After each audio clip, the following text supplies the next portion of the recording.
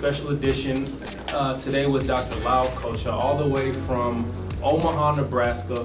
Flew all the way in to do a special presentation for the students at Parker University of the James W. Parker Philosophy Club.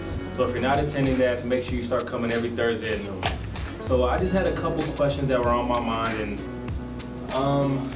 no better person to answer than here, Dr. Lyle Koca. I've been kind of wrestling with the fact that a lot of students, not just on campus here, but a lot of students in our profession seem to get wrapped up in the business side of things, understanding that as a chiropractor, we're going to deal with money and things like that. And it's very interesting to me because the foundation of not only this school, but a lot of our profession was built on the service aspect.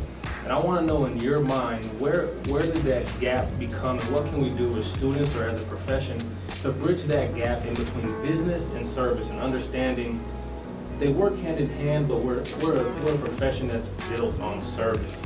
So are you asking where the gap came from? Where the gap came from? What do you think we could do about it, or how can we stay grounded? It goes back to what we were talking. We were walking around today. Is pre-insurance, chiropractic was a service-based industry. Okay.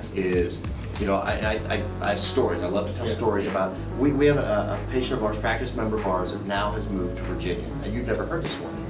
When he was a little bitty baby, he's mentally handicapped, and the physicians told him, and he's probably 60 years old now, so we're going to go back to the 30s and 40s, and the physician said, he's not going to thrive, he's never going to make it, take your child home and let it die. Yeah. And so his parents refused to believe that, so they take this little baby in a rainstorm, I mean, you can just picture this moment, and they knock on the back door of the house of the chiropractor on a Saturday night, and they say, "Help my baby," because they gave up on him. And so they started to adjust. His name is Jackie. They started to adjust Jackie. Jackie's 60-some years old now.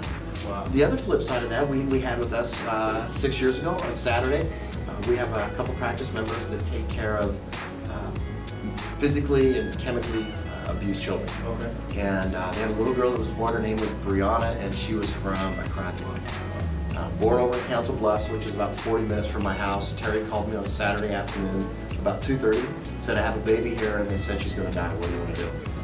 So I remember I drove over there, and we adjusted Brianna every hour on the hour, and she lived for 5 years. Wow. Now the funny thing about that is I never charged him for that. I stayed at the hospital, I slept there, and every hour on the hour I adjusted her Alice. And she lived for 5 years. So you can't have a business without the service. So where did it come from? Pre-insurance. Pre-insurance, it was a service tax. It was a service-based industry. And then I think we got into the insurance world. For those of you out there doing insurance, I have really bad news for you. It's going away. So learn your service. And so what happened is we flipped into the business model because we took away that service. So here's what you're doing and what you guys are doing. You're so service-based. Loving service is your first technique. And that's what it should be, is love these people that they hand you your babies, or the elderly people. And when you have that service, the business follows and the business becomes easy.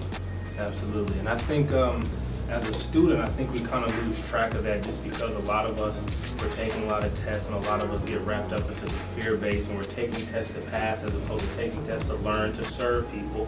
And I think we kind of get wrapped up in the whole fear-based model sometimes, and that's very interesting you say some of those things. So my next question, just to kind of wrap it up, as students, we kind of touched on the whole chiro movement thing that we kind of build up. And, which is a great concept. And we're trying to move forward. So as students, us moving forward with chiro movement, what do you think would be just one thing of advice for us to kind of, again, like I said, bridge that gap and get back to the service base? Something we maybe could add to chiro movement, or something, one word of advice you would give to students?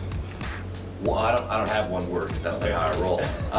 So one thing to add for chiro, first of all, is I think what you guys do with chiro movement is great. Like we talked about, you guys are going to create this rhythm when you're a student, of getting involved and uniting and staying together. My advice is when you get out of school, keep doing that.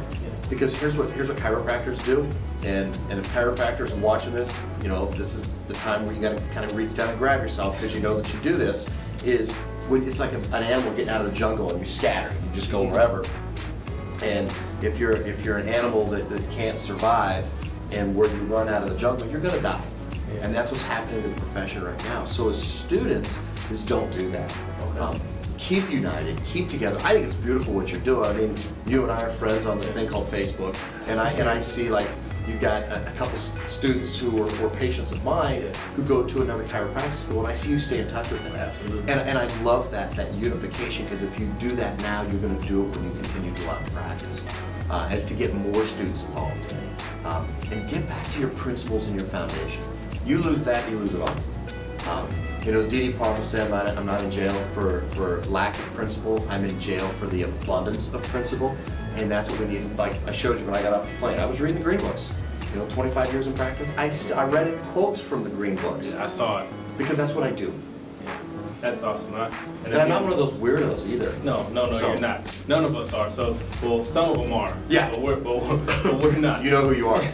So again, Well, they're not watching this, so. probably not. I'll post it on their page There anyway. you I know go. who they are. So again, I just want to thank Dr. Lyle Koca, giving us a couple words of advice to the students, to the doctors, to the public. Chiropractors are out here to help you. Like he said, students, stay principled. Our major premise, there's a universal intelligence in all matter that continuously gives to it its properties and in action, thus maintaining it in existence. If you don't know that, you should know that. And I'm going to leave you guys as I always do. You never know how far-reaching something you think there do today will affect the lives of millions tomorrow. So again, for Chiromovement, Dr. Lyle Koca, Thanks, dude. thanks so much. Thanks for watching.